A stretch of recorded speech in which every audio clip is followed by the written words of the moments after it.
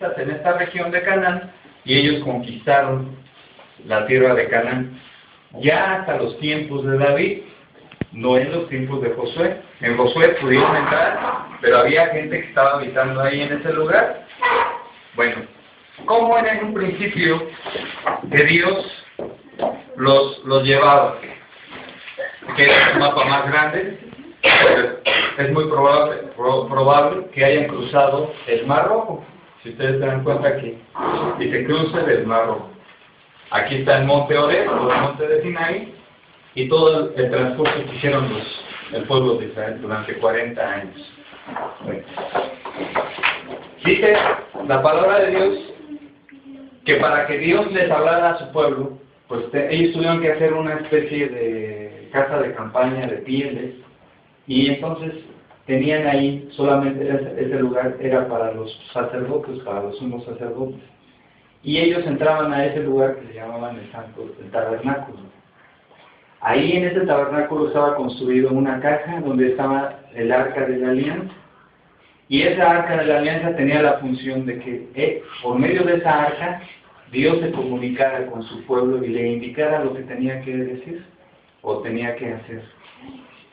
Entonces, para el pueblo de Israel, ese lugar era un lugar muy sagrado, porque era el lugar donde Dios habitaba, por decirlo de alguna manera, y que pudiera hablarle a su pueblo.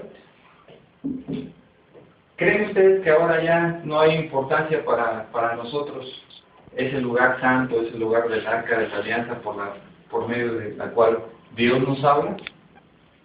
Bueno, todavía hay mucha importancia para nosotros ese lugar, porque ahorita lo voy a explicar.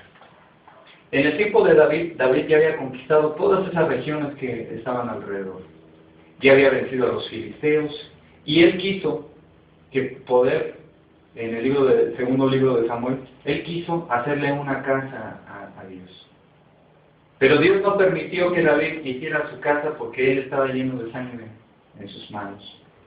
Por lo tanto, le permitió a su hijo Salomón que pudiera edificar un edificio que fuera el templo donde Dios habitara y que pudiera manifestarse a su pueblo.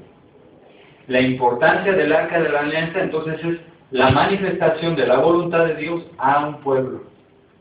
Eso es lo más importante. El templo era el lugar donde la gente tenía la idea de que ahí habitaba Dios, que era la casa de Dios. Los salmos decían, yo me alegré con los que me decían, a la casa de Jehová iremos, ¿verdad? Y se alegraba la gente porque decía, esta es la casa de Jehová, es la casa de Dios, el templo. Dice el capítulo 6 de Primera de Reyes, que cómo fue construyendo, si ustedes leen la palabra de Dios, cómo fue construyendo ladrillo por ladrillo y tallando, antes de montar los ladrillos, tallaban los ladrillos aparte para poder edificar el templo de Salomón, el templo de Jerusalén.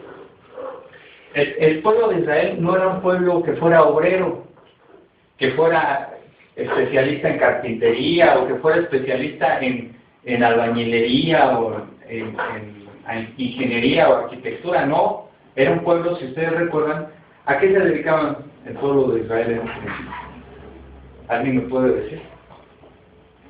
Según lo que dice la palabra de Dios, ¿qué era lo que hacían? Jacob, ¿a qué se dedicaba? ¿Se acuerdan? Ganaderos. Eran ganaderos, eran pastores, apacentaban ovejas, ¿verdad? Ese era su trabajo de ellos. Así que ellos, cuando se apropiaron de la tierra de Canaán, pues no eran grandes arquitectos o tenían una gran tecnología. Entonces dice que Salomón pedía a los pueblos que estaban cerca de ahí a que les construyeran su templo, a que les llevaran los árboles, ¿sí? Del Líbano, les traían la madera fina para la construcción del templo. Pero dice algo maravilloso ahí en el capítulo 7 de Primera Reyes, dice que no se oyó cuando estaban construyendo el templo ni un martillo, ni un cincel, ni un golpe, no se oía ruido, porque todas las piedras venían talladas perfectamente para su construcción del templo. Era algo maravilloso. Era tan hermoso el templo porque había dos secciones importantes. El templo, no crean que ahí era como una iglesia, como una sinagoga en la cual nosotros acudimos, no. No era el pueblo el que entraba en el templo. El templo tenía 2 cubículos de 9 metros aproximadamente, 9 metros de ancho, 9 metros de largo y 9 metros de ancho. Esos 2 era el lugar santo. Ahí había, en el primer lugar, había 10 mesas de bronce donde se ponían los panes de levadura, sin levadura, para presentar a Dios. Y se ponían algunas ofrendas ahí. Y en el otro cubículo que estaba en el fondo, estaba el cubículo donde estaba el arca de la alianza, la vara de Aarón, que había reverdecido. Estaban las tablas de la ley ahí mismo, dentro del arca de la alianza. Y ahí entraba una vez al año el sumo sacerdote. Y en la parte donde estaba el patio, era donde acudía la gente, el pueblo de Dios acudía ahí en el atrio que le llamaban, era el patio del templo, y ahí la gente escuchaba la palabra de Dios, o sea, las leyes, y ahí hacían sacrificios de los animales, y el pueblo era rociado por sangre por los medios de los sacerdotes para limpiar sus pecados. Pero nadie le era permitido entrar en el templo, o sea, lo que era el lugar santo y el lugar santísimo, sino estaban en el patio, ahí escuchaban la palabra de Dios. Ahí era donde Jesús iba y le hicieron leer, por ejemplo, un rollo. Entonces, en ese templo, si ustedes se dan cuenta, hay muchas cosas que para nosotros tenían un simbolismo. Por ejemplo, lo que acabamos de decir ahorita. Dice que tallaban los ladrillos del templo y le daban una medida exacta para que quedara y pudiera ser parte de la construcción del templo.